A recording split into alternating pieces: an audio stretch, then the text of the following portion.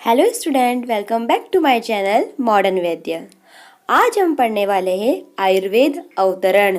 आयुर्वेद अवतरण हम अलग अलग आचार्य के अकॉर्डिंग पढ़ेंगे कि क्या है आयुर्वेद अवतरण।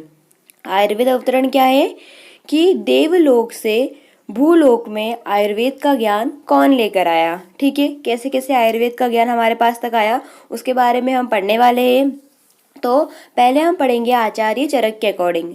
आचार्य चरक ने चरक सूत्र स्थान के अध्याय 1 में और चरक चिकित्सा स्थान के अध्याय 1 के चौथे पाद में, मतलब चरक का आयुर्वेद अवतरण हमें दो जगह देखने को मिलता है। पहला वाला चरक सूत्र स्थान अध्याय 1 में और दूसरा चरक चिकित्सा के पहले अध्याय के चौथे पाद में देखने को मिलता है।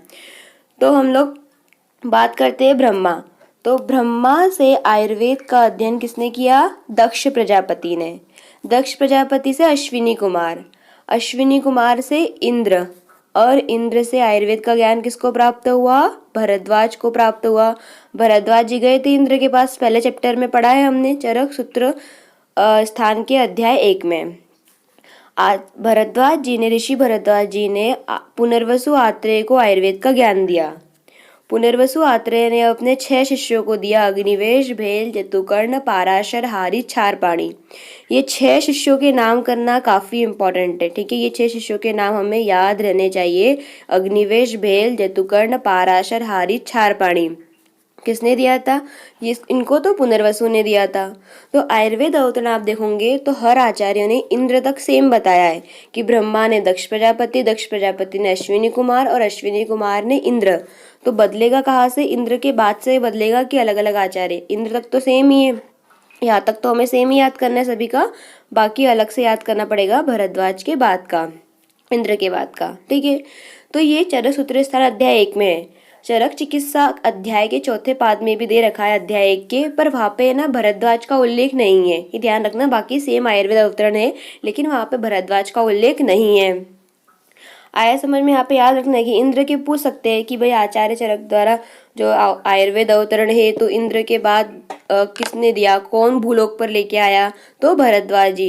ये क्वेश्चन पूछा जाता है कि सर्वप्रथम आयुर्वेद का ज्ञान भूलोक पर कौन लेकर आया, कौन किसने अवतरित किया? तो ऋषि भरद्वाज जी ने अवतरित किया। फिर ऋषि भरद्वाज जी से पुनर्वसु आत्रेय, फिर उनके 6 शिष्य। 6 शिष्य के नाम काफी इंपॉर्टेंट है।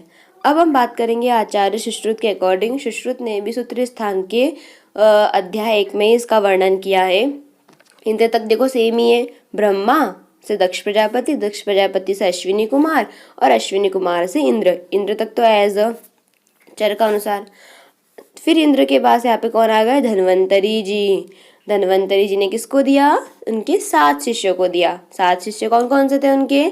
औबधेनव, पौष्कलावत, गौपुरक्षित, करवीर, वैतरण, औरभ्र और सुश्रुत जी थे। ये शिष्यों के नाम करना काफी इंपॉर्टेंट है। ऑब्जेक्टिव में पूछ सकते हैं कि धन्वंतरी के निम्न में से कौन से शिष्य नहीं है निम्न में से। तो नहीं क्वेश्चन आया तो आपको सारे शिष्यों के नाम याद रहने चाहिए। तो आत्रेय की भी याद रखना और धन्वंतरी जी की भी याद रखना, कंफ्यूज मत होना। हमको पता है सुश्रुत संहिता के टीकाकार कौन है? डलहन। देखो मैंने साइड में लिखा है डलहन है।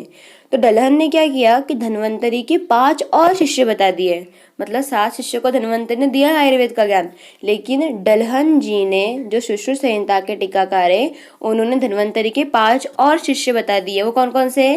कांकायन, गार्ग्य, गालव, भोज, निमि। कांकायन, गार्ग्य, गालव, भोज, निमि।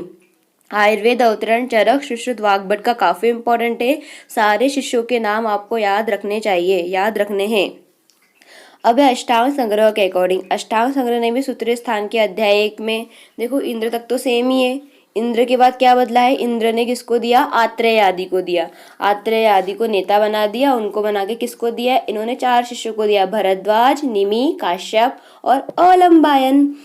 ये अलंबायन ध्यान रखना है यहाँ पे, ये इंपॉर्टेंट है। अलंबायन ऋषि को किसने दिया था, किससे प्राप्त हुआ था? तो उन्होंने किस किसको दिया? भरद्वाज, निमि, काश्यप और अलंबायन। अष्टांग हृदय ने भी सूत्र स्थान के अध्याय 1 में वर्णन किया है। इंद्र तक सेम ही है, फिर वही सेम ही आत्रेय आदि को, फिर अग्निवेश आदि को। इजी है ये तो, आत्रेय, इंद्र से आत्रेय आदि और आत्रेय आदि के बाद अग्निवेश आदि। अब हम बात करेंगे भाव प्रकाश के अकॉर्डिंग। भाव प्रकाश ने पूर्व खंड के अध्याय 1 में वर्णित किया है। इन्होंने देखो ब्रह्मा, दक्ष प्रजापति, अश्विनी कुमार, इंद्र तकसेमी, इंद्र के बाद भी आत्रेय आदि, अग्निवेश आदि।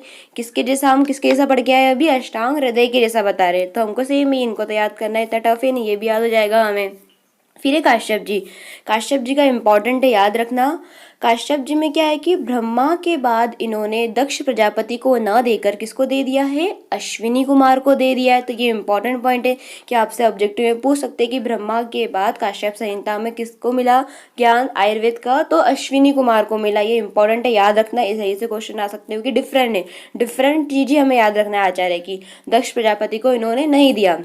फिर अश्विनी कुमार किसको देते, इंद्र को देते, और इंद्र ने ज्ञान दिया काश्यप, वशिष्ठ, अत्रि, भृगु, 4 शिष्यों को दिया। काश्यप, वशिष्ठ, अत्रि, भृगु। इसको आप ट्रिक से याद कर सकते हो। काश्यप को विष की अति भांति, तो काश्यप से काश्यप, विष्की से वशिष्ठ, अति से अत्रि और भांति से भृगु। इंपॉर्टेंट है, अश्विनी कुमार वाला पॉइंट याद रखना। फिर इंद्र के बाद कौन से 4 शिष्य थे, ये 4 शिष्यों के नाम भी इंपॉर्टेंट है। अब हम बात करेंगे पुराण के अनुसार, तो ब्रह्म वैवर्त पुराण ने किसको दिया, दक्ष प्रजापति। दक्ष प्रजापति ने किसको दिया, भास्कर।